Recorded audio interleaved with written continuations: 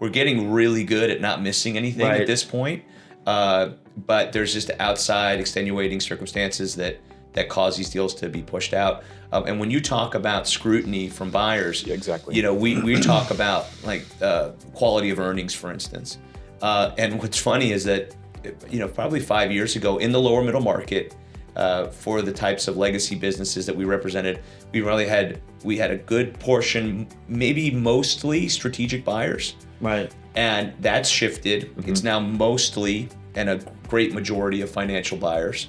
And they come in and they can't have a whiff. They can't make a mistake here. And so they're going through every aspect. I mean, the diligence lists that we get are, you know, a mile long. And then we get into to Q of E, and it's a slog.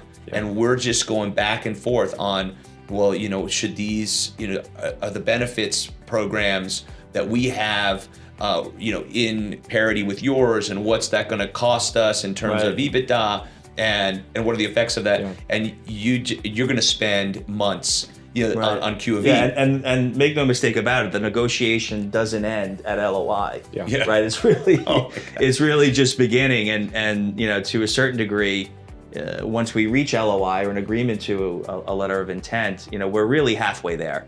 Maybe even a little less now, it feels like, because there's so much work to be done, so much more negotiating to be done in due diligence for the reasons you've just described. Yeah, I feel that the lower middle market is there's so much opportunity here for good advisory, for folks that provide, you know, the sort of traditional type of investment banking oversight that you would find in these businesses, because for so long these companies have been represented by, you know, the finders and by folks who are just out there sort of saying, you know, hey, we're going to get you, you know, 10x on this deal, and we're going to go out there into market. And what they do is they kind of scramble everything together.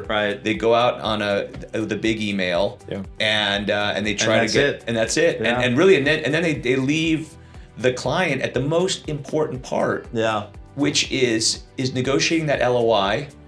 And when you negotiate that LOI, you better be thinking about the next 3 to 6 months. Sometimes 9 months. I mean, realistically. I mean, that's the thing too. Like we used to have deals that we would quote maybe even 4 to 6 months. 4 to 6 months.